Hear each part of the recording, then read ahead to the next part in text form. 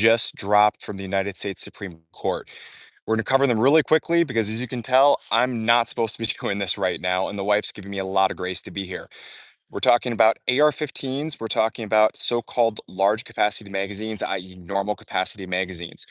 First things first, we're talking about, let's do the magazines first. So that's Ocean State Tactical versus Rhode Island. Stop down for certiorari. What does that mean? It means that the lower court's decision is going to stand right now. Why is that an awful thing? It's an awful thing because, in a nutshell, the lower court's decision was brutal. It was very much in favor of banning normal capacity magazines. So that's really quite bad. There were 4 dissenting judges. Now, there are 6 in the scheme of things tilting pro Second Amendment, some of them very pro Second Amendment judges in the United States Supreme Court. Okay. We got 4 dissenting judges. 4. The ones we did not get are Amy Coney Barrett, and we did not get Chief Justice Roberts. Okay. But we got Alito, we got Kavanaugh, we got Clarence Thomas, we got Gorsuch. Okay. So we got our 4 boys there. All right. So we needed 5. We got 4. There will be other magazine cases. I am not trying to say that this is the absolute end of the world and now all of your normal capacity magazines are going to be getting banned. That is 0% what I'm suggesting. However, at the same time, this is not good. All right. And I'm not mincing words about that. Second case is we're talking about Snope versus Brown. This is the Maryland AR-15 ban case.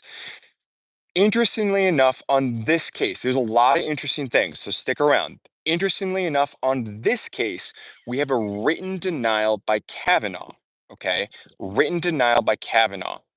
And I think it was Alito and Gorsuch said that they would have granted petition. Who is not on that list? Justice Thomas, who almost fell out of his seat when he saw that. This guy. Why? Because Justice Thomas is about as based of a Second Amendment judge you can get. What the heck is going on? I think I reread it 3 or 4 times, just waiting to see, oh, there's Justice Thomas.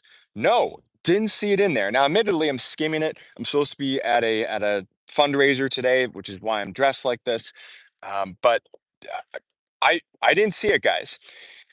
Kavanaugh said something interesting in his decision for denial. And again, not good, not suggesting this is good. However, he wrote that he believes that number one, there are multiple different AR-15 vector cases to test the common use because he framed this squarely as a common use issue. According to his written denial, AR-15s are banned in 9 states, meaning they are legal in 41 states, and he used the numbers of 20 to 30 million AR-15s across the country. So that's the data set that they are playing with as of right now in 2025. Okay. He framed this as, look, if they are in common use, then they are protected. Now, the reason why I say that a lot of you, like myself, are saying, yeah, duh, that is obviously the test. Anybody who reads Bruin and everyone who reads Heller should be able to reach that conclusion. Guys, that is not the conclusion that antis are reaching. So it's nice to still see that reiterated as, yeah, these are the goalposts that we're going to be using to test this. Okay. What he said for the reason why he does not think it went through this time. And remember, it's very rare to get a glimpse into the United States Supreme Court. And also remember, they are flooded out with petitions each and every year. They only have about 1.5 to 2.5% ish of bandwidth for to hear the cases coming up from the lower court. So they only can hear about 2% of the cases. All right. What he said is this, and this rings true, although I don't like it, and I'm not asking you to like it. He said that there are multiple different AR-15 test cases working its way through the 13 federal circuit courts. Remember, we start with federal district courts, that's the federal trial court, then we go to the 13 federal circuit courts, and then we go up to the United States Supreme Court. He said there are multiple others working through. One of the things they teach you when you become a judge, they literally send you to judge college. Okay, that's what they call it. Now, it's not actually university, but it is kind of a boot camp where they give you a couple weeks of training about how do you become a judge. Remember, most people who become judges, it's not like they started off at some sort of lower municipal court level. They came from a political background, they came from maybe being a trial attorney, something like that. They've never occupied a seat like this before. One of the key things that they teach you, and the United States Supreme Court is notorious for doing this, is if you do not need to make a decision, don't make the decision. In other words, if you can kick the can down the road, do it. Why? And again, I'm not asking you to like this. I'm just saying this is how they think if you want to get inside their head. They do this because the later that you make a decision, the better, ostensibly, theoretically, that decision can be because you will have accumulated more knowledge, more data, more information between the time that you could have made the decision initially and then further on down the road. Okay. So, what Kavanaugh basically is saying, I think, in his written denial is look, we could have taken this case right now. Okay. But we will be in a better position with more facts, more fleshed out arguments if we take this later. Now, how do you know he's going to take this later? Because he said so. He said that he believes that the AR-15 common use test is going to be heard in the next term or two.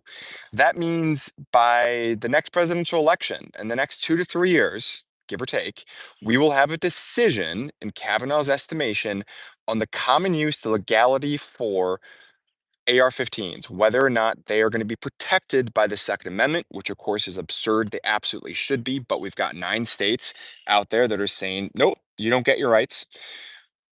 So that's actually, I don't like this, but I can like that at least. And the reason why I like that is because it's difficult to imagine a future Supreme Court getting any more pro-gun than we have right now. Yeah, I realize that both of these cases should be open shut, slam dunk in favor of the Second Amendment. I'm not sugarcoating that fact. All right. You and I, we get that. Okay. If you're watching this, we get that. Okay. And as always, let me just caveat this by saying this is not a right left political BS thing. This is a we the people, Second Amendment, individual rights thing. Okay.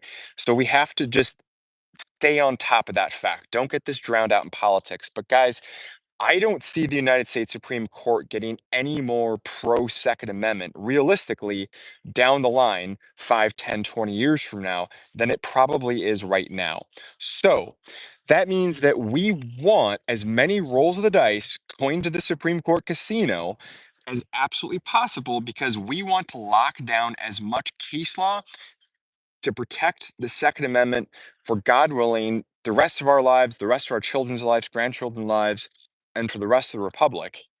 That's best case scenario. That's my reasoning. That's how I see this all playing out. Let me know down in the comments below what you think about this. Again, I'm not saying that this is the end of the world. It's obviously not good, but the fact that Kavanaugh, who's been in all these different discussions and all this other kind of stuff, obviously, about whether or not to hear these cases, really believes that they're going to be hearing at least AR-15s in the next term or two. That has to be good news. That has to be good news. I'm really optimistic about that. I don't like today's vote, but I like where the long term's going. Let me know what you think. Don't forget to hit that like button, share. I'm off to go raise some money today for a good cause. That's why I'm dressed like this for a fundraiser. I hope you have a great day.